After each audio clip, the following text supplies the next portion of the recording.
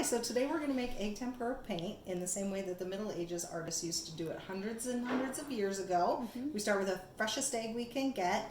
We just bought these organic from the grocery store so that the yolk membrane is as strong as we can get it so that it can withstand the pressure when we push the yolk out from it. So we just crack the egg and then we carefully separate the white from the yolk.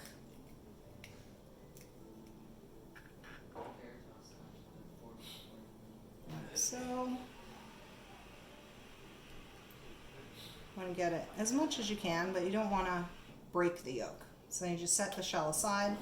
Now here's the fun part. You put it on to a napkin and you just roll it to get all the rest of that white off, because you don't want any of the white on there if possible. But you also have to be careful because you don't want the yolk to break on your napkin. You can actually plop it onto another one. See how beautiful that is? So pretty. And then you can use the napkin to help you gather the egg up and cradle it gently. And then you just take a pin, or I've got just some little kid scissors here. You just poke it really carefully, and out it comes. So you're holding on to the membrane because you don't want that in the paint part of it. And excuse the screaming children in the background. But this is a homeschool video, so you should all be used to that. So there we've got our yolk. We just set that aside. Now today we're doing Giotto, because he was one of the ones that did egg tempura, and we're going to imitate one of the angels from one of his Scrovegni Chapel frescoes. So we've got this guy right here. We've already done some blue. We used blue chalk for this one, and we got this color, beautiful, kind of a turquoise color there.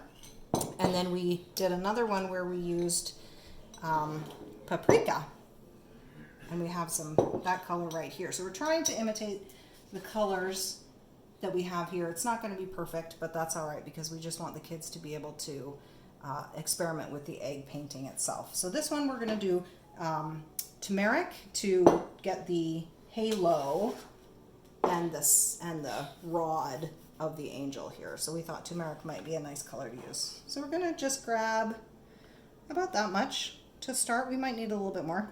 You just stir it around.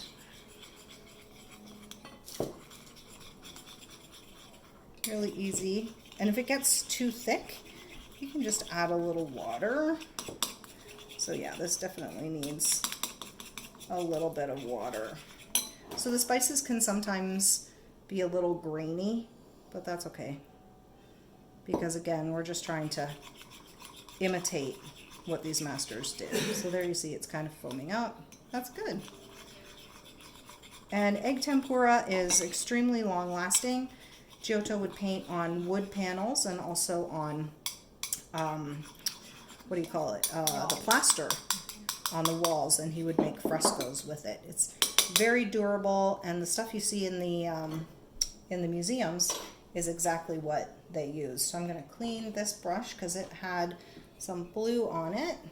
Just clean that off there, and I have my sample here.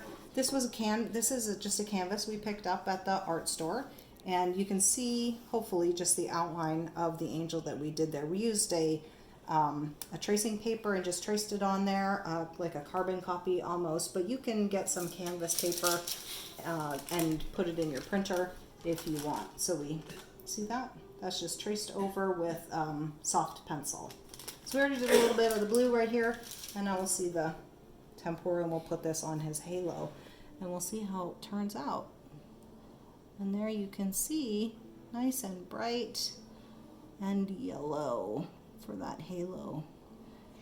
And then you want to just let it dry and then do a second coat. It shouldn't take too long to dry, and it's going to look beautiful. And you want to do the rod at the same time, just like that he's holding on to. And that's it. That's egg tempura method that the masters would use of the middle the middle of the Middle Ages and then into the Renaissance.